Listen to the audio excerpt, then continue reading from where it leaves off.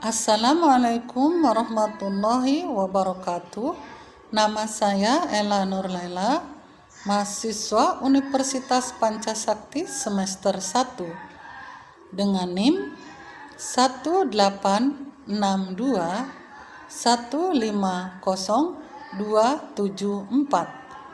dengan prodi PG PAUD.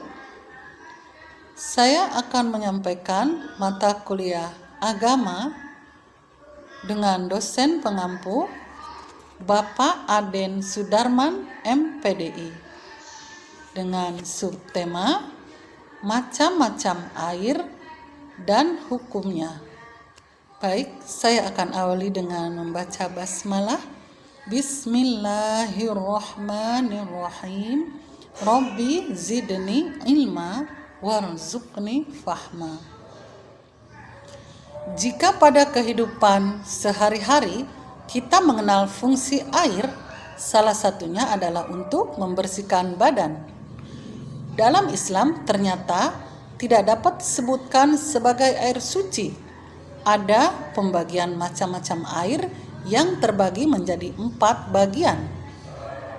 Di antaranya air suci dan mensucikan, air musyamas atau air yang terkena langsung atau efek dari sinar matahari, air suci tidak mensucikan atau air mustakmal, dan air muntanajis.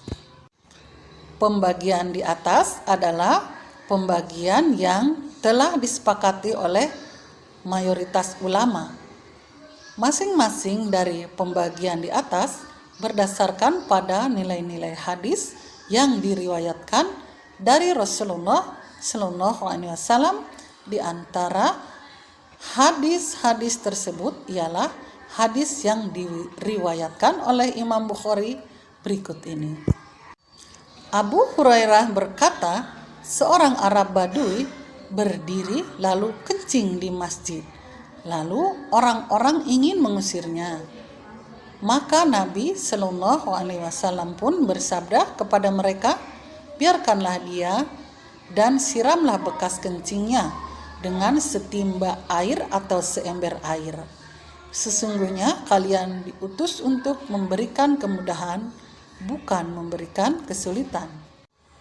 Di dalam kajian fikih, air yang volumenya tidak mencapai 2 kulah disebut dengan air sedikit. Sedangkan air yang volumenya mencapai 2 kulah atau lebih disebut air banyak.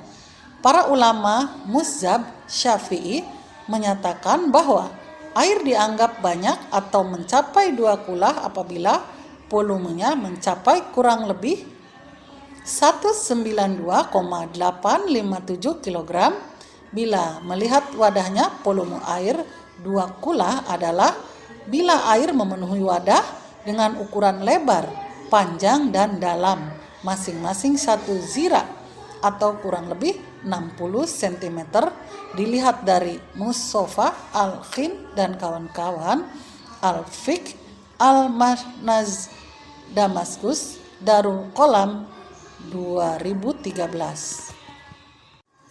Air suci dan mensucikan. Air suci dan mensucikan artinya zat air tersebut suci dan bisa digunakan untuk bersuci. Air ini oleh para ulama fikih disebut dengan air mutlak. Menurut Ibnu Qasim Al-Ghazali ada 7 macam air yang termasuk dalam kategori ini. Beliau mengatakan air yang dapat digunakan untuk bersuci adalah ada 7 macam, yakni air hujan, air laut, air sungai, air sumur, air mata air, dan air salju, dan air dari hasil hujan es. Ketujuh macam air itu disebut sebagai air mutlak selama masih pada sifat asli penciptaannya. Bila sifat asli penciptaannya berubah, maka ia tak lagi disebut air mutlak, dan hukum penggunaannya pun berubah. Hanya saja perubahan air bisa tidak menghilangkan kemutlakannya.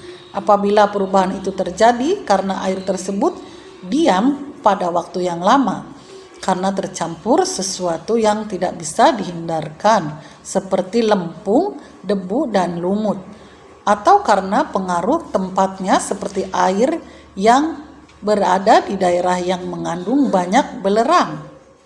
2. Air musyamas. Air musyamas adalah air yang dipanaskan di bawah terik sinar matahari dengan menggunakan wadah yang terbuat dari logam selain emas dan perak, seperti besi atau tembaga. Air ini hukumnya suci dan mensucikan. Hanya saja makruh bila dipakai untuk bersuci.